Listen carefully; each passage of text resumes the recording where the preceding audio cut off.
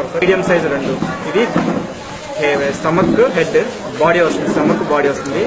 ఇది బేస్, ఇది హెడ్. ఈ 2 balls లెగ్స్. ఇది హ్యాండ్స్, ట్రంక్, ఇయర్స్. ఇది ఇప్పుడు ఎట్లా చేస్తామంటే మిడిల్ 1 అంటే బేస్ తీసుకొని బేస్ని ప్రెస్ చేస్తాం. 1 2 3 times ప్రెస్ చేసి స్టమక్ని మిడిల్ కాకుండా కొంచెం బ్యాక్ పెట్టి మూవ్ చేస్తాం. మూవ్ చేసి ఈ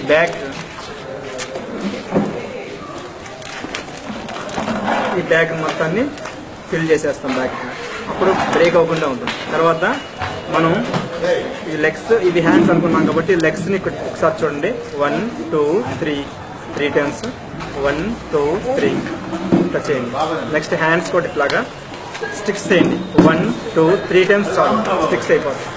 హ్యాండ్స్ని మాత్రం వీ షేప్ పెంచండి, ఇట్లాగా వీలాగా ఇట్లా V shape పెంచేయండి.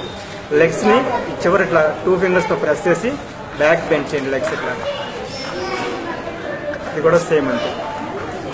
2 hands 2 legs 2 hands complete అయినాయి. ఇప్పుడు ఫిక్స్ చేయడం చూడండి. హ్యాండ్స్ లెగ్స్ ఇట్లా ఫిక్స్ చేసి ఇక్కడ ఫోల్డ్ చేసేస్తాం.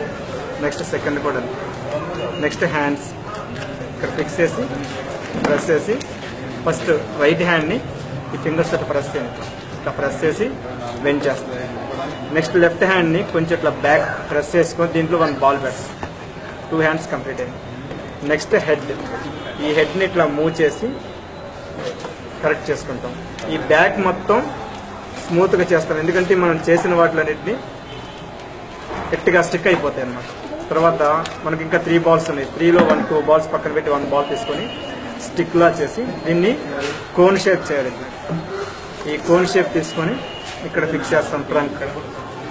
ఈ ట్రంక్ని ఫిక్స్ చేసి ఇట్లాగా బెండ్ చేసుకుంటాం సైడ్. నెక్స్ట్ ఇయర్స్ ఇట్లా చేసి దీన్ని ఇట్లా మూవ్ చేస్తే దీంట్లో మిక్స్ అయిపోతుంది. ప్లే ఎప్పుడు కూడా మూవ్ చేస్తే మిక్స్ అవుతుంది. తర్వాత 1 2 3 times 1 2 3 times అంటే ఇయర్స్ కంప్లీట్ అవుతుంది. నెక్స్ట్ స్మాల్ బాల్స్ తీసుకొని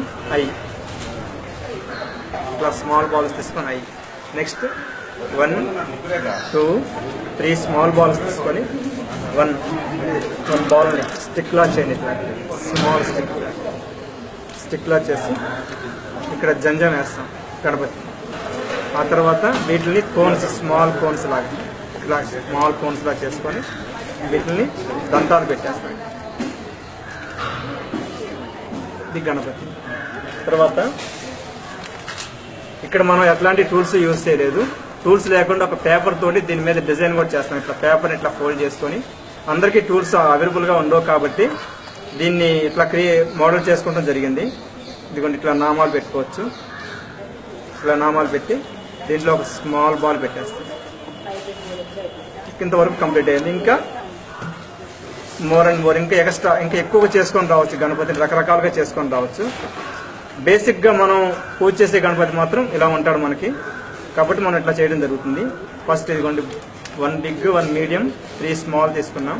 ఫస్ట్ బిగ్ని ప్రెస్ చేసుకుని ఇట్లాగా, నెక్స్ట్ స్మాల్ లైట్గా ప్రెస్ చేసి దాని మీద స్మాల్ బాల్ పెట్టేస్తాం.